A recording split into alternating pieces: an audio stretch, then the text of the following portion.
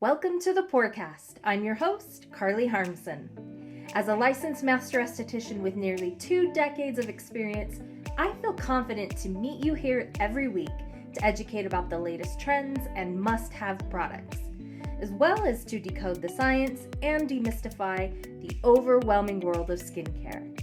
Whether you're a wide-eyed, curious beginner or you're a veteran skincare pro, this is the podcast for you. So grab your favorite face mask and discover with me someone who's not only a skincare guru, but also a card-carrying member of Skincare Obsessed, just like you. Get ready for this episode of the podcast, starting now.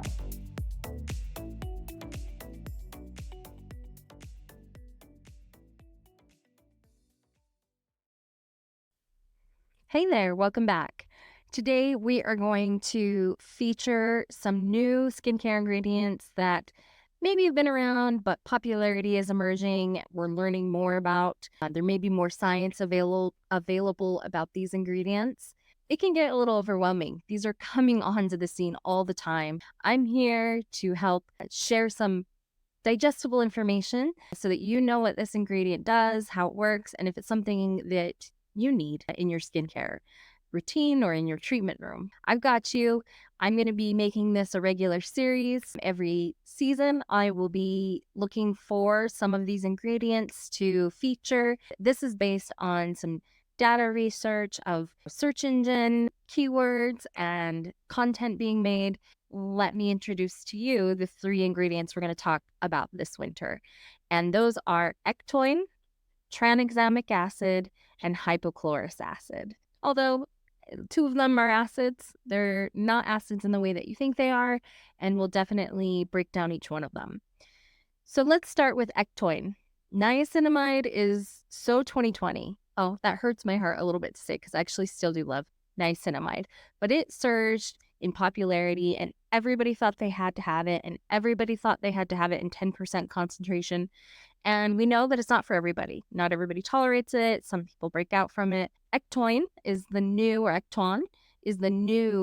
kind of niacinamide. So this is a natural moisturizing ingredient, and it has excellent tolerability and a very safe profile, making it a great ingredient choice for really serious inflamed skin conditions and sensitivities, and for all ages alike. We're seeing dermatologists even prescribe formulas that feature Ectoin to infants. So we know that it's very safe, making it a great treatment to start using in the treatment room if you're a skincare professional, or one that you could easily incorporate into your home care routine if you're just a fan of skincare and that's why you're here today. There are no known side effects with Ectoin. There's no known contraindications to this ingredient either. So as a new superstar ingredient in barrier repair, Ectoin is going to definitely help to improve skin barrier function. That's its main focus and purpose. That important natural barrier of defense is responsible for holding in a lot of the moisture and hydration in our skin. So it's going to help to prevent that moisture loss, resulting in a balanced, healthy skin. Some, as I mentioned, are even touting this as the new niacinamide, in that it does strengthen the skin barrier, similar to how niacinamide can, even though different mechanisms. Ectoin is an amino acid derivative and osmolite, which is really hydration. It's known to be able to increase hydration and hold hydration. And then an extremolite as well, and that is found in different species of bacteria. So for skincare, it's extracted through a type of, you're gonna love me for this, bacterial milking. So it actually might be quite a sustainable ingredient, and sustainable is sexy. It also can help to protect cell health and has been promoted as a stress protection molecule. It's been shown to combat premature aging by counteracting against UV radiation, and as an extremolite, and that means it's found living in like really harsh extreme conditions, like it's been found in like deserts and Arctic and all kinds of places. It seems this ingredient is especially helpful for those that are exposed to environmental aggravators like sun exposure, wind, pollutive places, and places of extreme dryness. In fact, this not so new ingredient was discovered in 1985 by a German scientist in a salt lake. Not my Great Salt Lake that I live by, but a salt lake in Egypt. Again, this ingredient is considered to be sustainable, which is an awesome bonus. We love to see that. The therapeutic dose of Ectoin is thought to be in the range of 0.5 to 3%, although I have seen it in up to 10% concentrates. It's currently found in moisturizers and creams and also serums, and it can be paired with ingredients like retinol, glutathione, ceramides, and even with niacinamide, who I still love. She's also standing alone confidently in treatment as well. So sometimes you'll find her alone with just some formula carriers and suspenders and things. Ectoin is like Switzerland, and funnily enough, it's very common in German skincare in that region, but it is like Switzerland in that it's, works well with pretty much all active skincare ingredients. So it's very easy to incorporate this into your existing routine or treatment. I'm excited to see where we go with it. Okay, let's talk about tranexamic acid. Tranexamic acid, holy smokes, I am such a fan. This is a new kid on the block. Tranexamic acid is really unique, and it's unlike other acids you've heard of, like glycolic or mandelic. It does not exfoliate or stimulate cell renewal. So it's not in that family of hydroxy acids that do that, even though it has acid in the name. So I want you to kind of take that word acid, and when we see it, don't think of like a burning acid that goes on the skin. It doesn't do anything like that. In fact, it's kind of the opposite. It has profound anti-inflammatory benefits. It's been shown to be a great barrier support ingredient. And importantly, it's being hailed as the next generation hydroquinone with no side effects or little side effects and no controversy. So we're really excited about tranexamic acid. It is derived from an amino acid lysine, and it's synthetically added into skincare formulation. As a water-soluble compound, it's really easily formulated into skincare products like creams and serums. Tranexamic acid, as I mentioned, is the new alternative to hydroquinone, but without those intense side effects. So maybe an ideal treatment for even the most sensitive skin.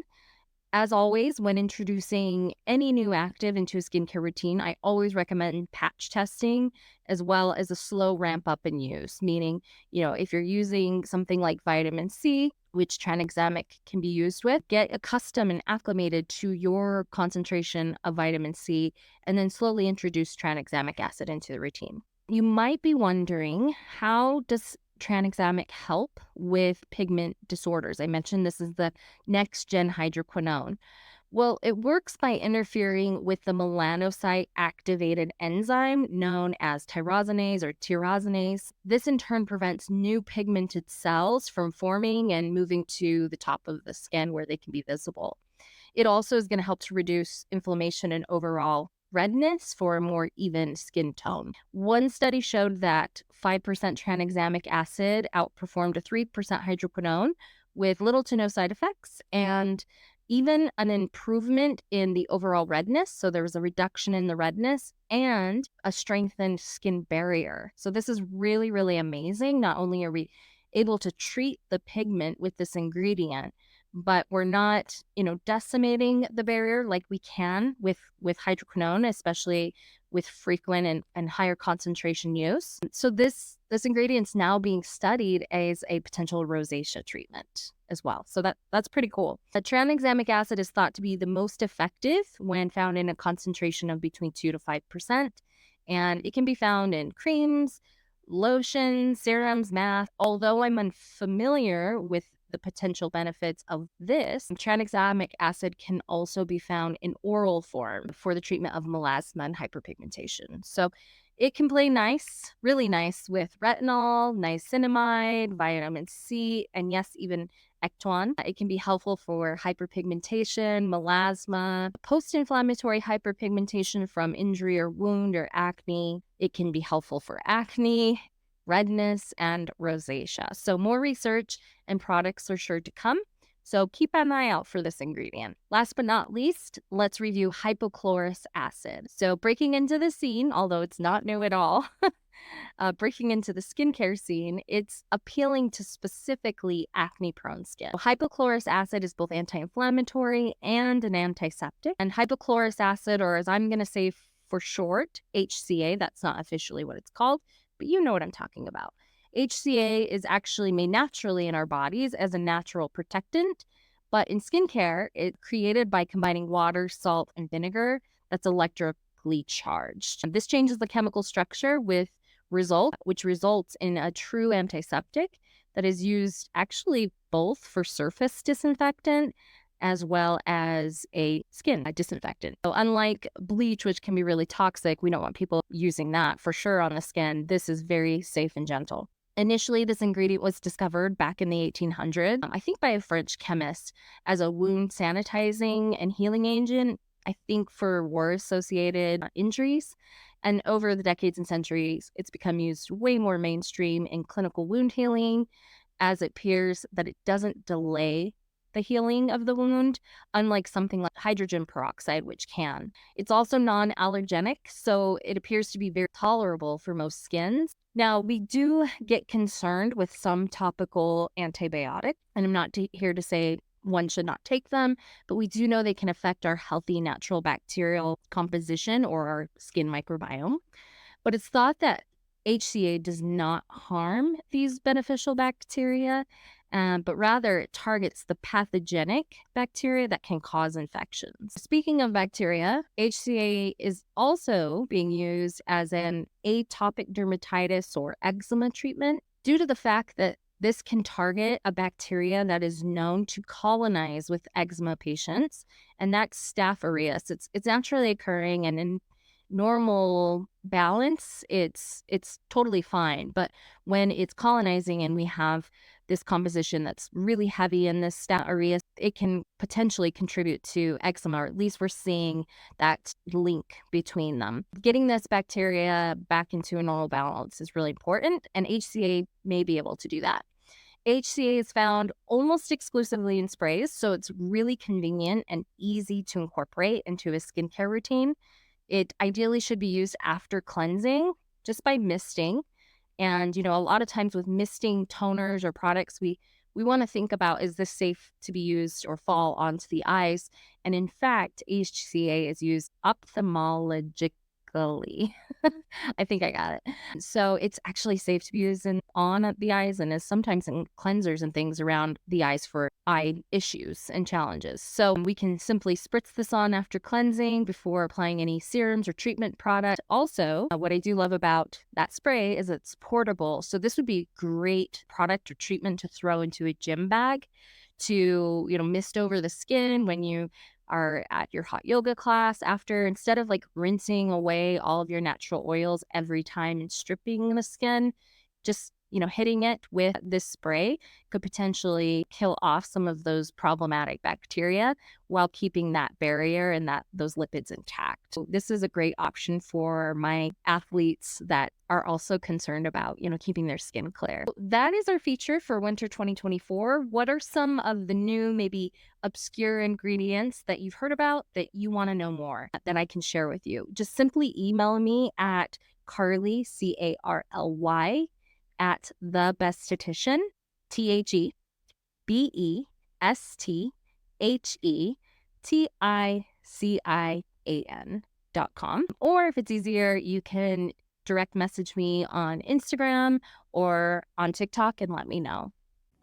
Thanks for tuning into this week's episode of the Pourcast. If you like this episode, be sure to share it with a bestie or on your socials.